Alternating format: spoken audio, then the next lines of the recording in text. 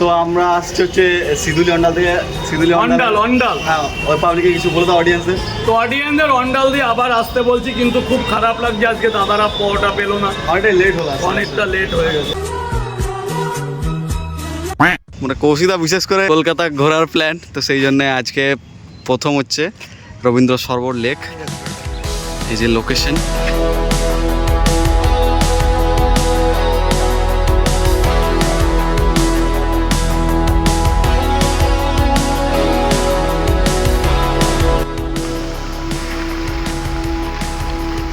Guys Andal স্টেশনের বাইরে এইমাত্র বাইকটা পার্কিং করলাম অ্যান্ড এখন যাচ্ছি হচ্ছে টিকিট কাটতে। আর গাইজ এখন আমাদের যে ট্রেনটা ধরার ছিল সেটা কিন্তু আমরা ধরতে পারিনি, মানে একদম সকালে, যেটা অন্ডাল থেকে হাওড়া যায় একদম সকালে 6টা অগ্নিমিনা, তো সেটা কিন্তু বেরিয়ে গেল। আর এখন ঢুকছে এই যে সিউড়ি শিয়ালদা। তো এখন আমরা শিয়ালদা যাচ্ছি। ভাবছি রাজুদার পরোটা যে ট্রাই মানে কপালে আছে। তো হাওড়া যাওয়ার কথা ছিল, সো শিয়ালদায় যাওয়া হচ্ছে, কারণ অগ্নিমিনার পর আমাদের কলকাতা দিকে যাওয়ার এখন এই যে সিউড়ি শিয়ালদা অন্ডালে অ্যারিভ করছে। এখন 6টা 10 বাজে, সিউড়ি শিয়ালদা চলে এলো। চলো যাওয়া যাক কলকাতা। এখন আমাদের ট্রেন অন্ডাল ছেড়ে বেরিয়ে গেল, এখন বাজে হচ্ছে 6টা 12। চলো যাই, শিয়ালদা যাই। আজ বলে দিই, কাল আমাকে কৌশিকদা সকালে ফোন করে বলে চল কলকাতা যাবো, মানে বলি হ্যাঁ চলো তবে, মেনশন করে হ্যাঁ, মানে বলে যে কলকাতা ঘুরবো, ঠিক আছে কলকাতা ঘুরবো, মন যাচ্ছে, ঠিক আছে চলো। আমি তো এরকম মানে রেডি আছি। তারপর ওমের রবিবারের ভিডিওটা দেখে আর মন হলো আমার, রবিবারে বেচারা ভিডিও করতে পারেনি। সে তো চলো কলকাতা ভ্লগ হবে, ঠিক আছে কলকাতায় ঘোরাঘুরি হবে আর সারা দিনটা, আর রাত পর্যন্ত ঘর ঢুকবো। অন্ডালে বাইক রেখে দিয়েছি, যখন মন অন্ডালে আসবো দেন অন্ডাল থেকে বাইক নিয়ে বাড়ি যাবো, এরকম একটা ব্যাপার। আর ঘুরবো রাত পর্যন্ত, যতগুলো 1-2 প্লেস, ভালো ভালো প্লেস এক্সপ্লোর করবো যেগুলো ঘোরা হয়নি। তো চলো এখন শিয়ালদায় যাবো, শিয়ালদায় নামি, দেন দেখা যাক কী করি। আমাদের ট্রেন অন্ডাল থেকে জাস্ট ডিপার্চার করছে এখন শিয়ালদার জন্য। একদম ঝেড়ে যাবে ভাই মেমু এক্সপ্রেস, শিয়ালদা মেমু ভালোই টানে। সব লেটস গো কলকাতা।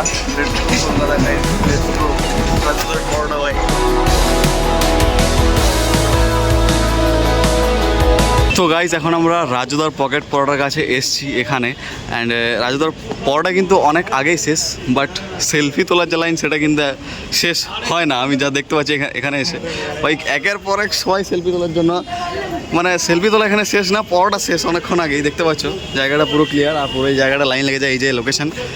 অ্যান্ড আমি প্রথমবার এলাম, রাজুদার সাথে দেখা হলো, আর এই যে সাবওয়ে ব্রিজের ওপরেই। চলো দেখি কিছু কথা বলবো, তার সাথে কথা হলো। বিকাল 3টেই, তো আপনারা যদি কেউ যেতে চান যেতে পারেন। কালকে রয়্যাল ক্রুজার বাজ উদ্বোধনে যাচ্ছি এসপ্লানেড 7 নম্বর গেটে, সেই কারণে কালকে পকেট পাউডার দোকান বন্ধ থাকে। আলাদাই ওরা ভাই একটা। আজ তো পরোটা শেষ, হ্যাঁ আজকে শেষ। তো আমরা আসছি হচ্ছে সিধুলি অন্ডাল থেকে। সিধুলি অন্ডাল হ্যাঁ, ওই পাবলিকে কিছু বলে দাও অডিয়েন্সে। তো অডিয়েন্সের অন্ডাল দিয়ে আবার আসতে বলছি, কিন্তু খুব খারাপ লাগছে আজকে দাদারা পটা পেলো না, অনেকটাই লেট হলো, অনেকটা লেট হয়ে গেছে। ঠিক আছে, তো আবার আসবো। হ্যাঁ, thank you so much, thank you so much. রাজুদার বিক্রি বাটা এখন শেষ, দেখতে পাচ্ছ ট্রেন ধরবে। রাজুদা কটা ট্রেন ধরবে এখান থেকে? 11টা। 11টা। আর কটায় ঘর কোথায় তোমার বলো তো? আমার বাড়ি বনগা লাইনে, হাবড়া। আচ্ছা আচ্ছা, গুমো হাবড়া। মানে এখান থেকে কটায় পৌঁছো বাড়ি? ওই 1:30-2 বেজে যায়। আচ্ছা আচ্ছা, কোনো দিনই বন্ধ থাকে না না এরকম? কালকে বন্ধ। এরকম কোনো দিন বন্ধ থাকে না? হ্যাঁ মাঝে মাঝেই বন্ধ থাকে। আচ্ছা আচ্ছা, তো যাই হোক গাইস, খুব ভালো লাগলো রাজুদার সাথে। সবাইকে সময় দেয় ভাই, সবাইকে সময় দেয়, সবার সাথে কথাবার্তা বলে। অ্যান্ড আমরা জানি, সোশ্যাল মিডিয়া দেখে আছি যে রাজুদার কথা বলার যে ধরন, সবার সাথেই কথা বলে। হ্যাঁ, মানে যেমনই হোক, একটা ব্যবসাদার হোক বা যাই হোক, মানে এইরকম সবাই হয় না যে সবাইকে এতটা রেসপেক্টফুলি সবার সাথে কথাবার্তা বলে। হ্যাঁ, এত যে সোশ্যাল মিডিয়া তার কাছে আসে, তাদেরকে সবাইকে মেনটেন করা, তার সাথে ব্যবসা চালানো, এটা কিন্তু মুখের কথা নয়। আর সেটা কিন্তু রাজুদা করে, সামলায়, মেনটেন করে, এটাই বলবো। তো ফাইনাল দেখা হলো, এই যে দেখতে পাচ্ছ একের পর এক ভাই পর মানে সেলফি তোলা ক্যামেরা ওরা ওরা ভাই আলাদাই ওরা, মানে ভিডিওগ্রাফি ফটোগ্রাফি এসবে শেষ নেই রাজুদার। পরোটা কখন শেষ হয়ে গেছে ভাই। তো চলো পরোটা খাওয়া হলো না, টেস্ট করা হলো না। তো বললো নেক্সট টাইম আসবো শিয়ালদা এলেই আসবো এখানে। আগের ট্রেনটা পেতাম তাহলে মোটামুটি হয়ে যেত। হ্যাঁ আমরা যদি অগ্নিবীণা যদি আমরা পেতাম তাহলে হয়ে যেত। শিয়ালদা এলেই আসবো আবার। গাইস कोई ना 9:30 10টার আগে কিন্তু আসতে হবে। 10টাও নয়, মোটামুটি 9:30 মধ্যে আসতে হবে, তবে পাওয়া যাবে। ওকে, ভালো লাগলো রাজুদার সাথে মিট হয়ে। ওকে চলো এবার আমরা যাই, শিয়ালদা থেকে যাই। দেন প্রথমে কোথায় আমাদের প্ল্যান কি আমাদের? এখন দাদা প্ল্যান হচ্ছে যে যাব রবীন্দ্র সরোবর। তো আমরা এবার যাচ্ছি হচ্ছে, কোথায় যাচ্ছি এবার আমরা? মেট্রো স্টেশনে এদিক আর ওইদিক করছি আমরা। শিয়ালদা মেট্রো যাচ্ছি। এবার আমাদের দেখো ফার্স্ট যেটা মিশন ছিল রাজুদার পকেট পড়াটা, সেটা সাকসেস হলো। এত এখানে নয় শিয়ালদা মার্কেট, এখানে ব্লগ করা নয়।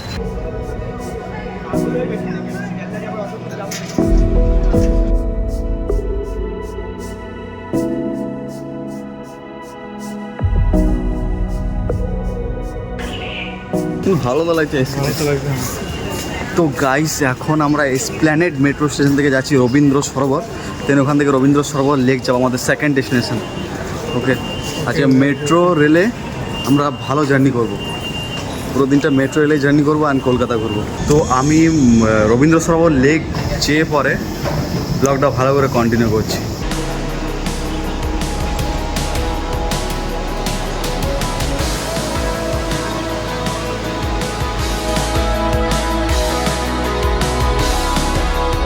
অলরাইট গাইজ, আমরা কিন্তু এখন চলে এসেছি রবীন্দ্র সরোবর লেকে। এই যে এই দিক হয়ে এন্ট্রি করলাম। আর আমাদের রবীন্দ্র সরোবর মেট্রো থেকে বেশিটা হাঁটতে হলো না, জাস্ট 1 কিলোমিটার মতো হেঁটেই আমরা পৌঁছে গেলাম হচ্ছে রবীন্দ্র সরোবর লেকে। অ্যান্ড এই জায়গাটায় আসার অনেকদিন ধরে ইচ্ছে ছিল, ফার্স্ট টাইম এলাম। একটা ন্যাচারাল এরিয়া।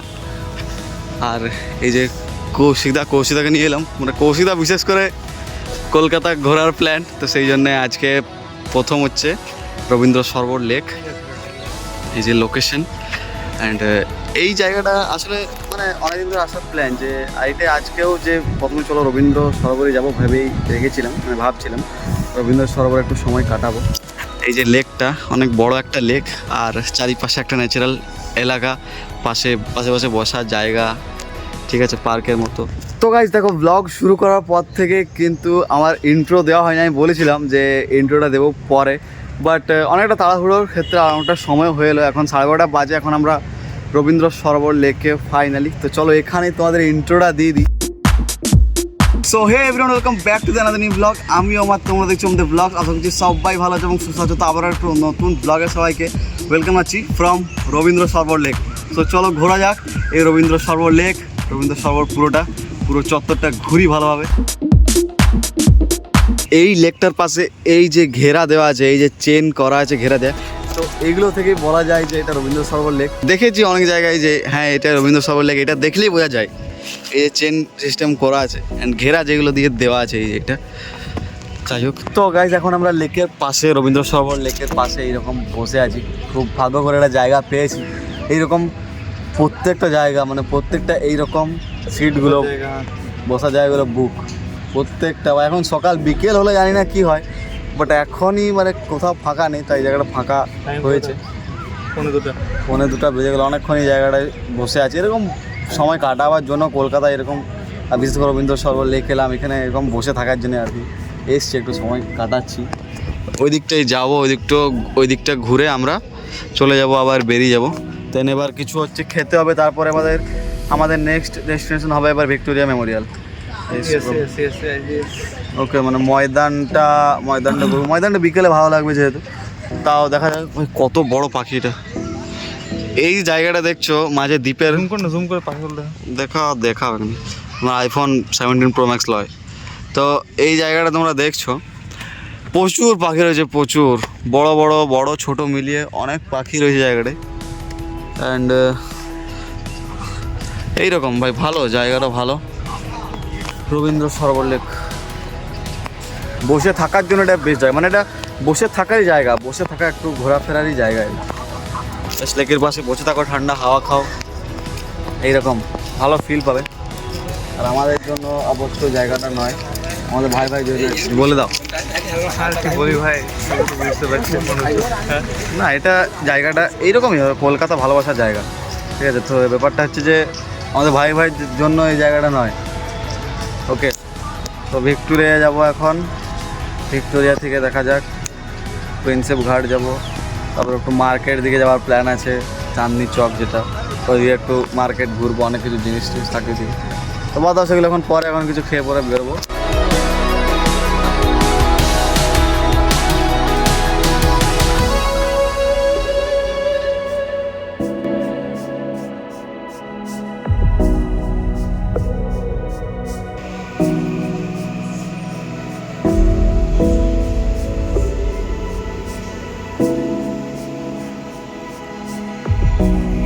অলরাইট গাইজ, এখন আমরা কিন্তু এইমাত্র ময়দান মেট্রো স্টেশন থেকে বেরোলাম, আর এখন যেখানে রয়েছে তোমাদের দেখাই, জাস্ট দেখো দ্য 42-এর জাস্ট একদম কাছে রয়েছি, এতটা সামনে আসেনি দ্য 42-এর।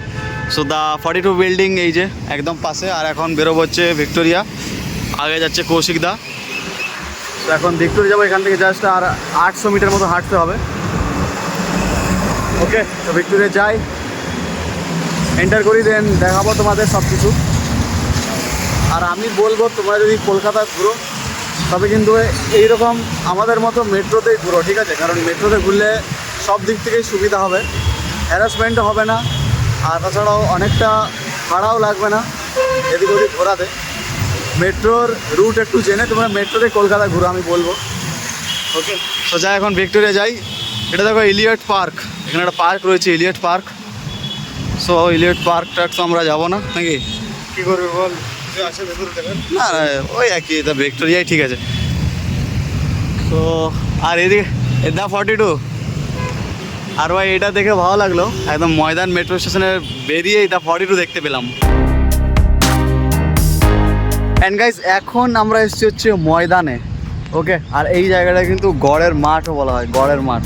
অ্যান্ড এখান থেকে দা 42 দেখা যাচ্ছে পুরোপুরি ক্লিয়ার, জায়গাটা কিন্তু অনেকটাই বড়।